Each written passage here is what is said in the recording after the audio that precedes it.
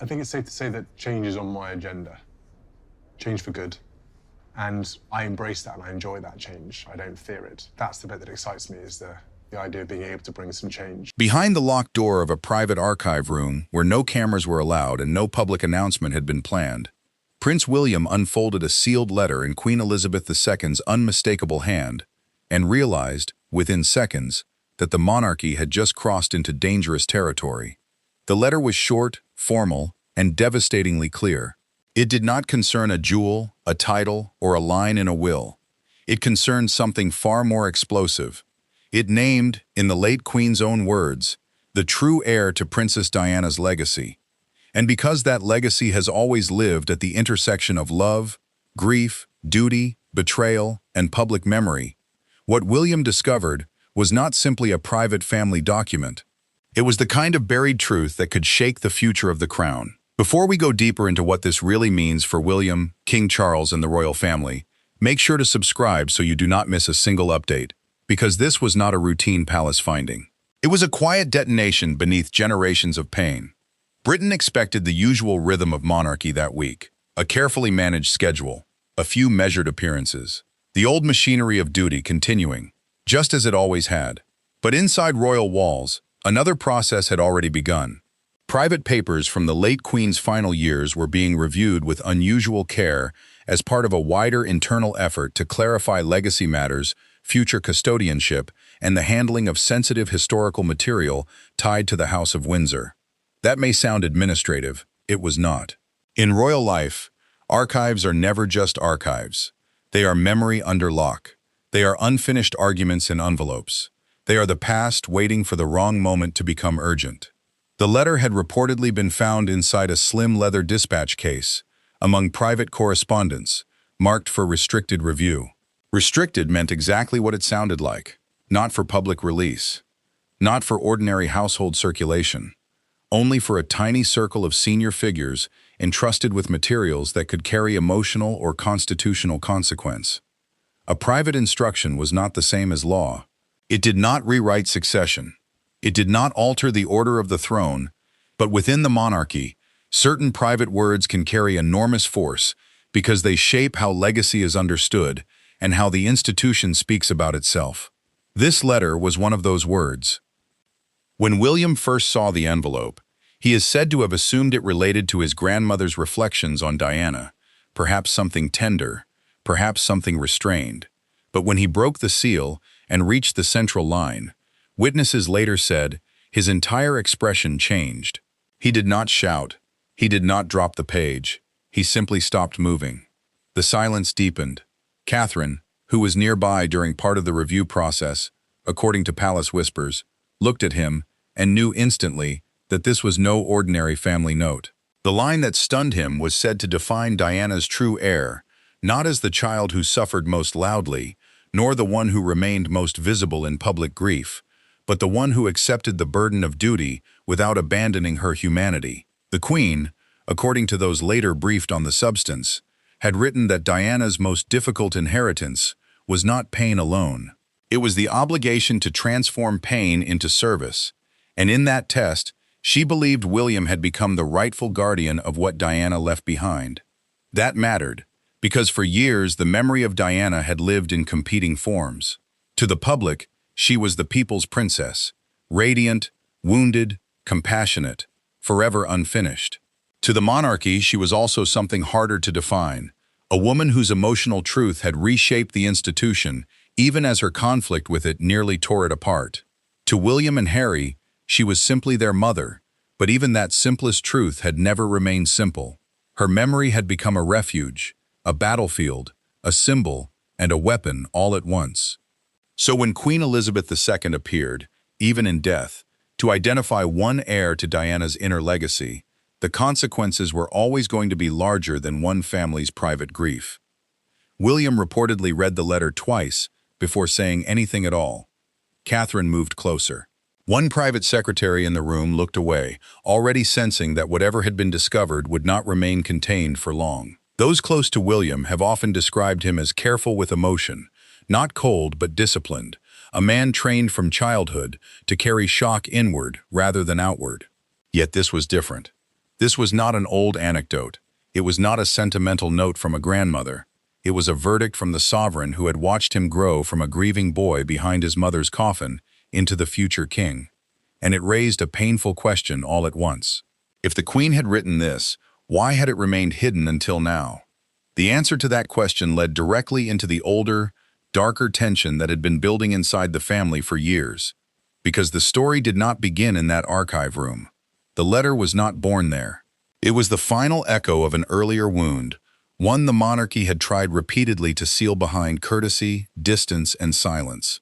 What happened next requires going back to the period when the royal family first realized that Diana's memory was no longer merely part of the past. It had become a struggle over the future.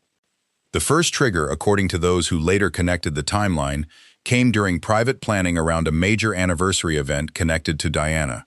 Such planning meetings sound ceremonial, but in royal life they are often where emotional truth collides with institutional discipline. There were discussions about portraits, speeches, charities, family participation, and the framing of legacy. Legacy in a palace setting never means memory alone. It means ownership of narrative. It means who stands beside the portrait, who speaks in the first person, whose silence communicates dignity, and whose words imply authority. During one of these meetings, William reportedly pushed for Diana's charitable values to be presented through action rather than sentimental spectacle.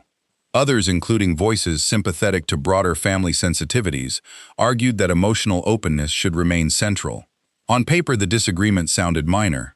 In reality, it exposed a fracture that had never healed. Harry's absence from some planning stages, his unpredictability in relation to family messaging, and the wider public atmosphere surrounding old grievances had already made the subject of Diana unusually combustible. No one in the household wanted to say it plainly, but many knew the truth. Diana's image had become entangled in a painful contest between remaining and leaving, between duty and resentment, between those who felt the monarchy had failed her and those who believed the monarchy was still trying, however imperfectly, to honor what she represented. The Queen, by then elderly but still formidable in instinct, understood that danger. She had seen many family tensions in her life. Few disturbed her as much as the possibility that Diana's memory might become permanently divided between competing claimants.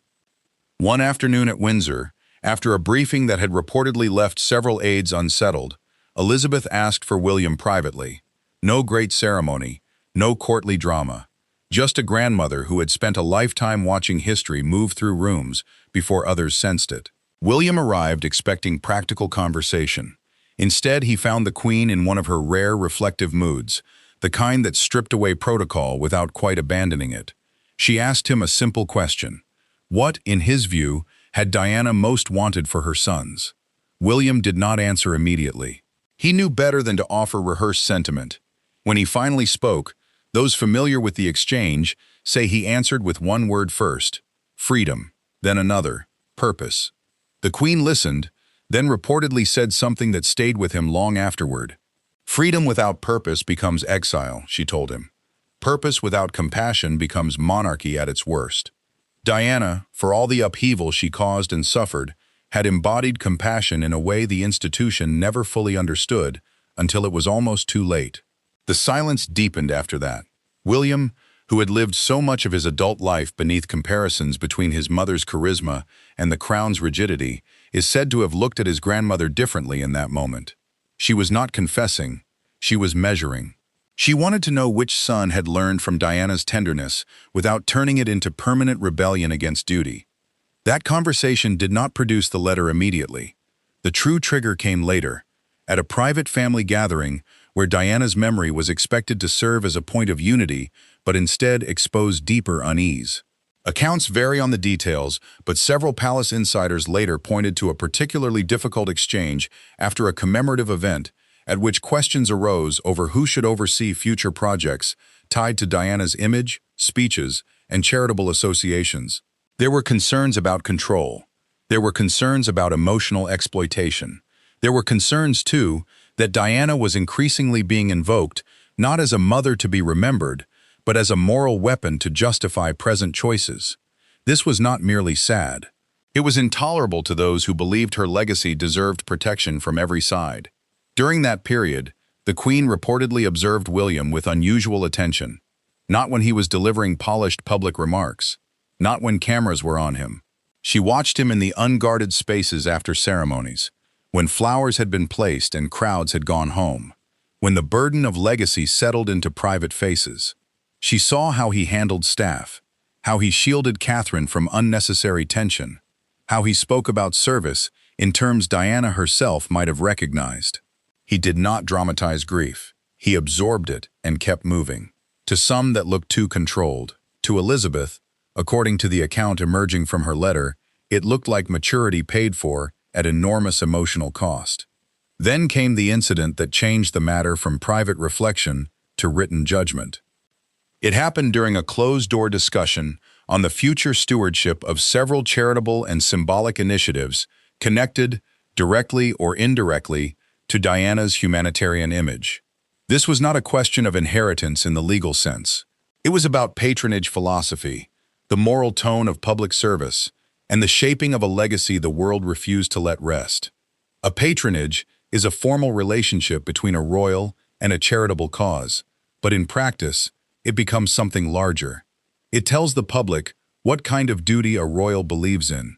At that meeting, competing views emerged over whether Diana's legacy should remain a shared emotional reference point or be consolidated around a more stable institutional future through William and Catherine's work. One account says, an aide used a phrase that stunned the room. The public will decide who carries Diana forward.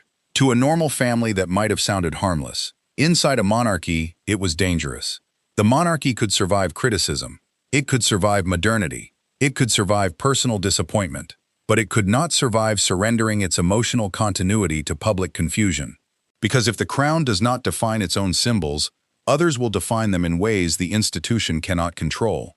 Elizabeth apparently heard enough after that discussion to make her decision. She did not want a public decree. She did not want to humiliate anyone.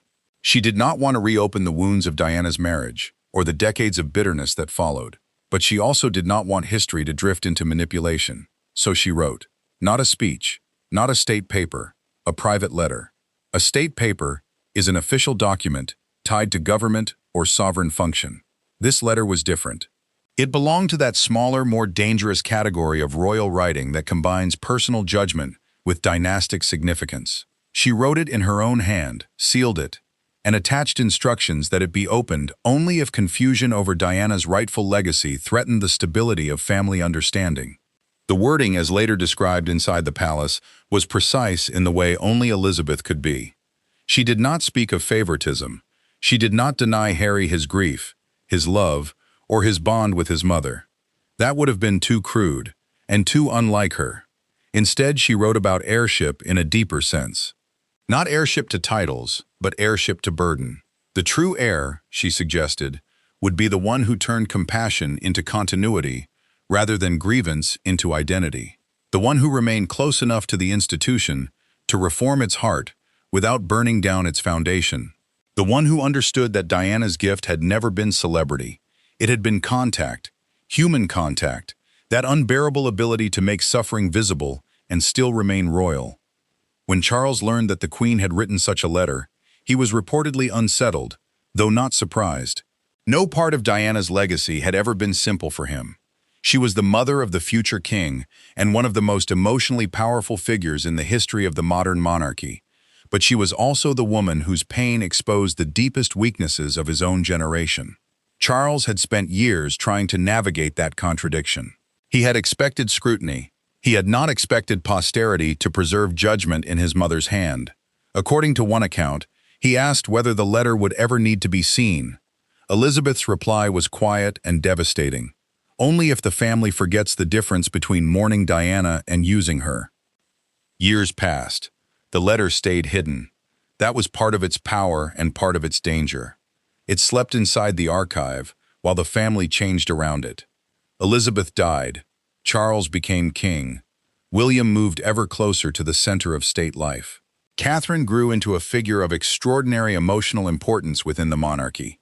Harry drifted further from the institution. The public kept returning to Diana, as the public always would. And under all of it, the sealed judgment of the late queen remained waiting for the wrong moment to become the necessary one. The moment arrived after a newer round of internal tensions over legacy, visibility, and future planning.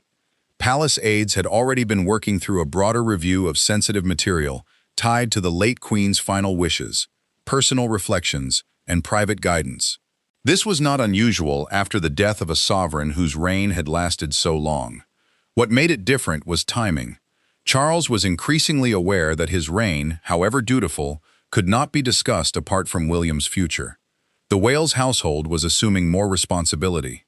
Public affection toward Catherine had deepened dramatically. Questions of continuity were no longer theoretical. They were active. Some in the official household believed it was time to consolidate certain symbolic responsibilities around William and Catherine more clearly. The official household was the institutional body that managed royal operations, staffing, correspondence, and ceremonial order. Yet whenever discussions approached subjects associated with Diana, an invisible caution entered the room. Her image remained too powerful. Her history remained too unresolved. Every decision carried emotional risk. That was why the archive review had become so sensitive. Old papers do not stay old when the future is approaching too fast. William's private reaction to the letter was said to be almost harder to witness than any public explosion might have been. He did not treat it as triumph. That mattered because only a foolish observer would imagine such a discovery could feel like victory. To be named Diana's true heir was not to receive applause. It was to inherit a wound and a command at once. He reportedly sat down slowly after reading it, one hand pressed against the edge of the table, as if steadying himself not from surprise alone but from recognition. Much of his adult life had already been spent trying to carry that very burden without naming it. Now the late queen had named it for him. The truth was more painful than flattering. Catherine, according to those who later heard fragments of the scene, understood that immediately. She did not ask, "What does it say?" in the blunt way others might. She asked instead, "Was she protecting you?" That question cut to the center of it. William is believed to have answered after a long silence, "She was protecting the future." Those words mattered because they revealed how he read the letter, not as personal comfort, not as emotional reward, as instruction, as preparation, as a warning that Diana's legacy could either steady the monarchy or divide it, depending on who carried it and how. The next unavoidable conversation was with Charles. No one could handle the letter casually.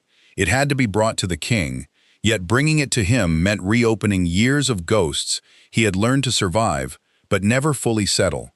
The meeting took place, according to palace whispers, in a private room stripped of all unnecessary audience. No advisors to hide behind, no larger family buffer. Just father and son and a piece of paper written by the one person both of them had feared disappointing more than almost anyone else. Charles read the letter in silence. He reached the crucial lines.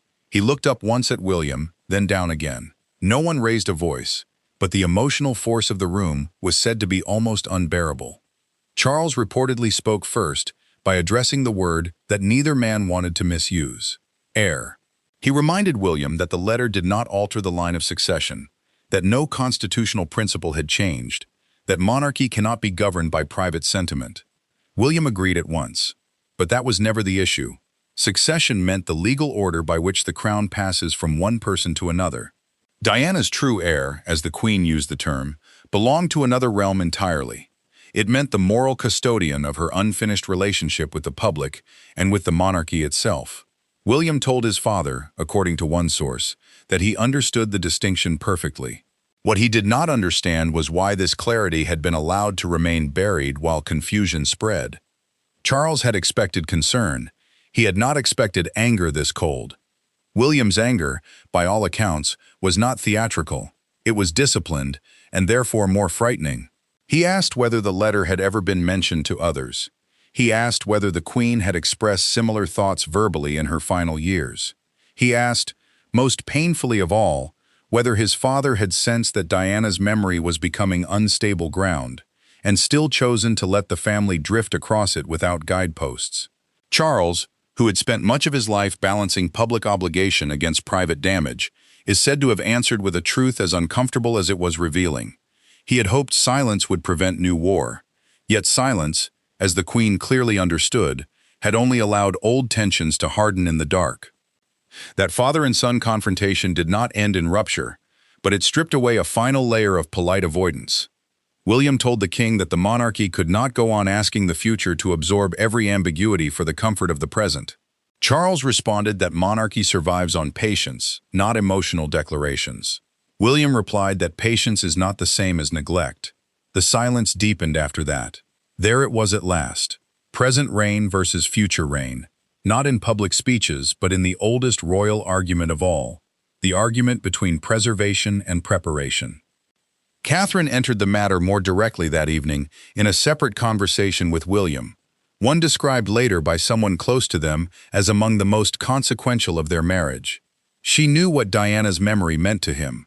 She also knew what it had cost him to remain inside an institution his mother had suffered under so visibly. Yet Catherine's instinct was not to inflame, it was to steady. She reportedly told William that the Queen had not given him a weapon, she had given him a responsibility. That difference mattered, because in that moment the temptation to read the letter as vindication could have been politically disastrous. Catherine understood better than almost anyone that emotional truth becomes dangerous when turned into public revenge. Still, the wider palace machine could not ignore the implications. Once a document of that sensitivity had been opened and read by the heir to the throne, questions of handling, storage, disclosure, and precedent immediately followed. The Lord Chamberlain's office was quietly informed. The Lord Chamberlain is one of the most senior officers of the royal household, responsible for aspects of ceremonial order and internal court administration. Private secretaries also became involved. A private secretary is more than an aide. In royal life, that office acts as a gatekeeper between personal feeling and institutional action. Soon there were hushed discussions about whether the letters should remain entirely sealed within family knowledge, or whether some structured acknowledgement might become necessary if leaks began. Leaks, of course, were inevitable. Not at first in full detail. Nothing so dramatic. But enough moved through trusted circles to alert correspondents that something deeply sensitive, connected to William, Diana, and the late Queen, had emerged behind palace walls. One reporter heard of a private clarification of legacy. Another heard of a sealed instruction affecting future narrative handling. Those phrases sound technical until royal editors begin stitching them together. Within a day, the atmosphere in London's media corridors had changed. Something important had happened, something emotional, something tied to Diana. And whenever Diana's name approaches the center of a palace storm, the nation leans forward. The public knew almost nothing, and yet sensed everything. That is the strange power of royal drama at its highest level. The facts arrive late, but the emotional pressure becomes visible first. Why had William canceled a minor internal engagement? Why had Charles's office suddenly tightened language around questions involving Diana-related patronages?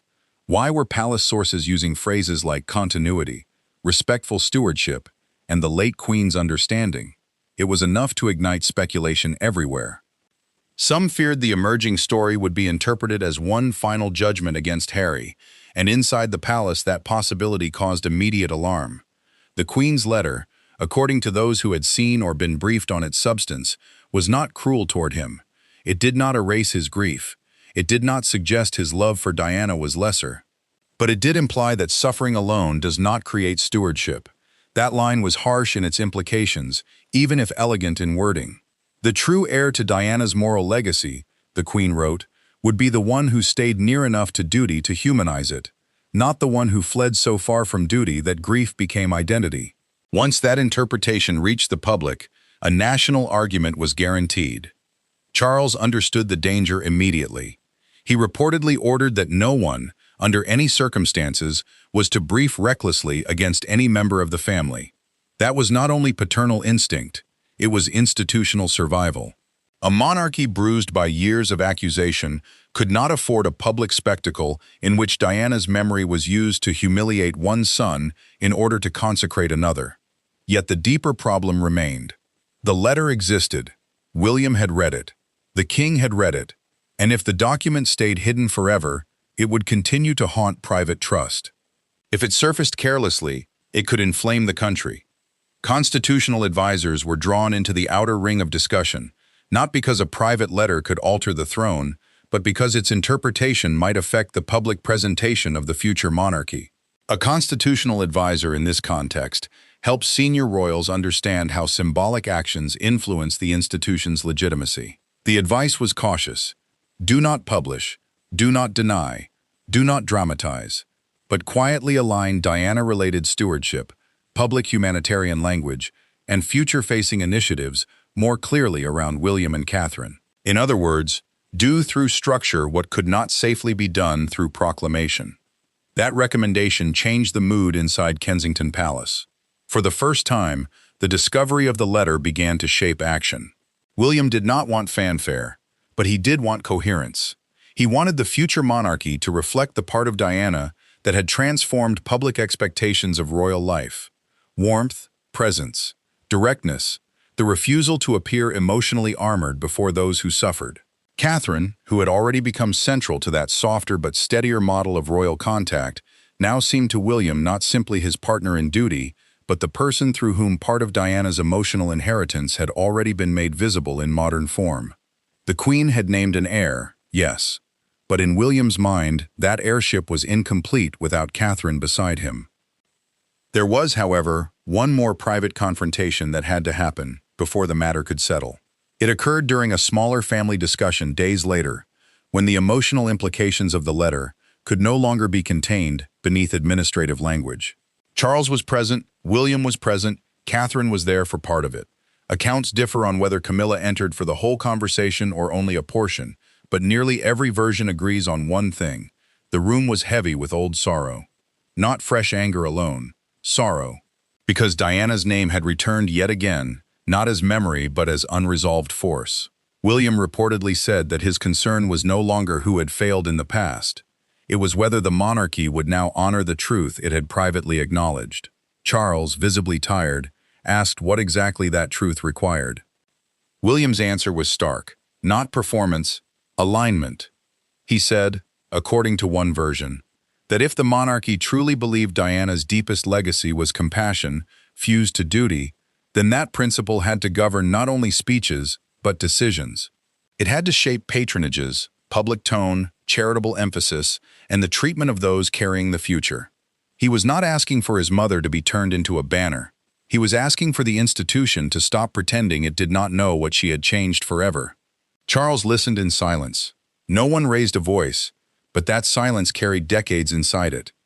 What finally moved the king, if sources are to be believed, was not the challenge from William alone.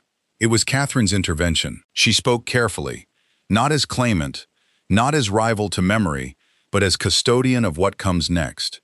She said that Diana remains beloved, not because she rejected the monarchy outright, but because she made people feel seen while inside it. That distinction mattered. The public had never loved Diana simply for rebellion.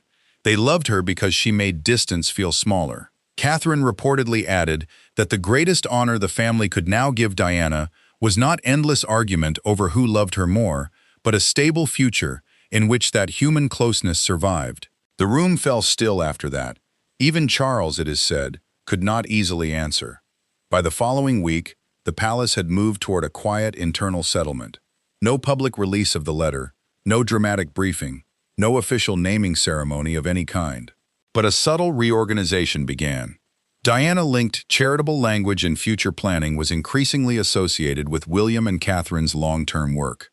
Proposed projects involving youth mental health, homelessness, and human-centered outreach were framed more clearly through their office. A future queen's role was not a formal constitutional office yet, but everyone inside the palace knew the significance. Catherine was being positioned not merely as supportive consort in waiting, but as part of the emotional bridge between Diana's broken era and the monarchy's hoped-for renewal. Then the leak truly landed. A Sunday paper, unable to confirm every detail but armed with enough to suggest the outlines, ran a front-page story about a sealed note from the late Queen concerning Princess Diana's legacy. Broadcast outlets followed within hours. By afternoon, the country was in uproar. Some called it a necessary truth long delayed. Others called it manipulative, unfair, or impossible to verify in moral terms. Crowds gathered outside palace gates, not in protest exactly, but in that peculiar mode of British royal attention where silence, flowers, cameras, and speculation blend into public ritual. The headlines were everywhere. Diana's true heir, the Queen's secret verdict, William and the burden of legacy. The nation debated not only what the letter meant, but what kind of monarchy it implied. The public shock was intense because the story reached directly into one of Britain's deepest unresolved emotional memories. Diana had never become historical in the cold sense. She remained immediate. For some, she was still the wronged princess. For others, the woman whose pain accelerated the monarchy's painful modernization. For many, she was simply the measure by which later royal warmth was judged. And now the late Queen, the very symbol of continuity and restraint, seemed to have left behind a private answer to the question of who truly carried Diana forward. The gravity of that collision was impossible to overstate. William did not respond publicly at once. That was wise. Anything he said in the heat of revelation could have sounded like endorsement, denial, self-coronation, or hidden criticism of his brother.